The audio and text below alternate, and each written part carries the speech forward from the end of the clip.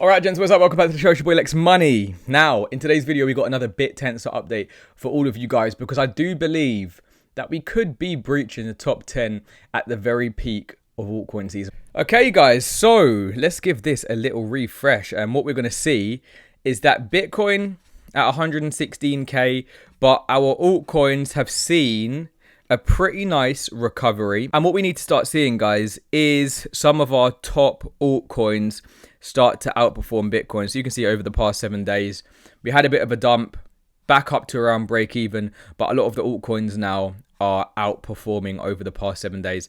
And when we do come to Bittensor number 33, we're currently sitting at $370, up 5% for the week. Now we'll get into all of the charts. We can see if we're at support or resistance, where I'm going to be picking up more TAO. But what we're going to start to see is institutions actually allocate a lot more into specific altcoins, guys.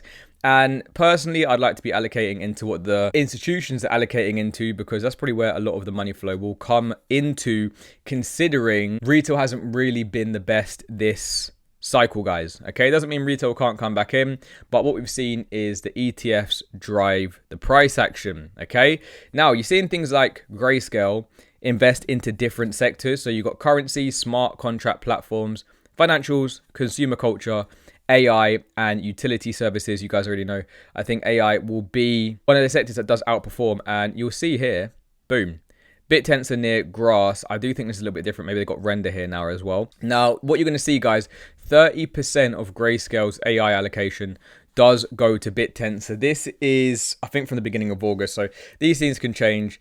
Then you got near here and render, and then some of the smaller ones you're going to see here. But 30% is a pretty high conviction allocation for someone like Grayscale. And now what you're starting to see are alpha bridges and liquidity pools across multiple chains, guys. So Void AI, will get into this in a separate video because they're pretty cool subnet to be investing into, or at least looking into.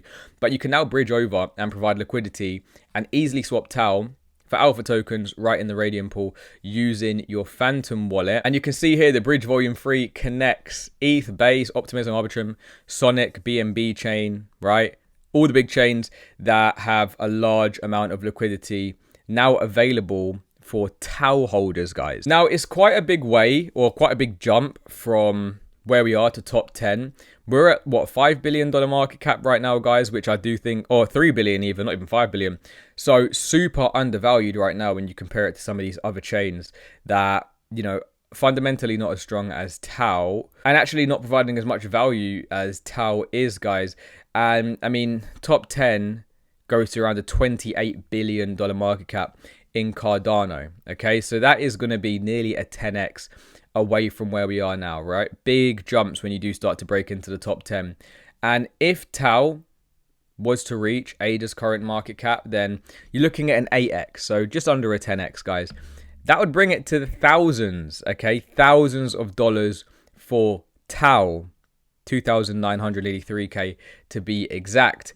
And what could also help TAO actually reach those $1,000 to $1,500 to $2,000 price targets is the fact that mining is going to be more difficult coming into December. Okay, so we've got a halving event in, well, between December and February of 2026. I believe that is probably more aligned towards December right now, guys. Like Bitcoin, TAO has a hard cap supply of 21 million. Again, you guys already know that.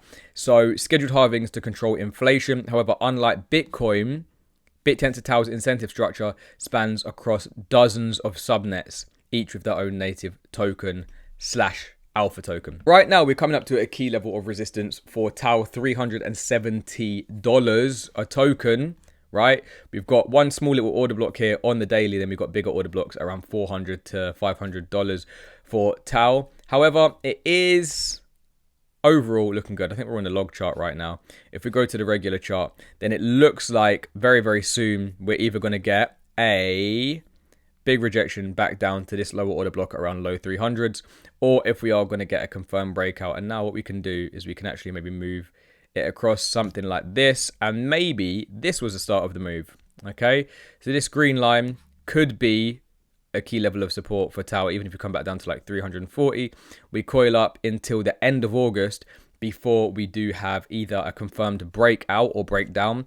Now that we're in the last areas of the bull run, I would be more inclined to think that we're going to be having a breakout for TAO and for a lot of our other top altcoins, guys. I mean, you're seeing Bitcoin dominance sit at support right now on the daily. So again, if going into the end of the month, maybe we have some sort of chop, a little bit grind higher, and then breakdown, that could enable a lot of our altcoins to break out. If we do want to go and retest this upper order block at around 65%, then most likely a breakdown before breakout. But I do think that TAO does have the potential to be breaking into like top 10, top 15 at a bull case, right? And we saw that the wick does start at 1500. A lot of the times in a bull run, these wicks do get filled. So from where we are right now, guys, I think that's nearly like a 500% return, 300-ish% return. And what you'll also see is that there's 0236, big level of resistance. Then we go all the way to $700 to around $800. 618, big psychological level, is going to be $1,000, where I most likely will take a lot of profit.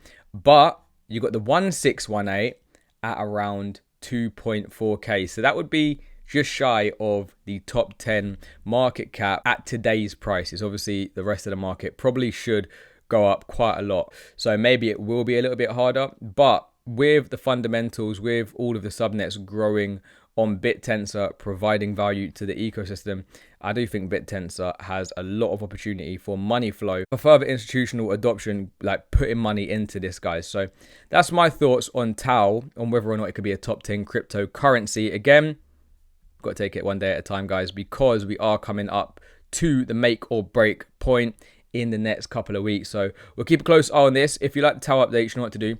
Like the video and subscribe. Let me know what coin you want me to cover in the next video. Peace.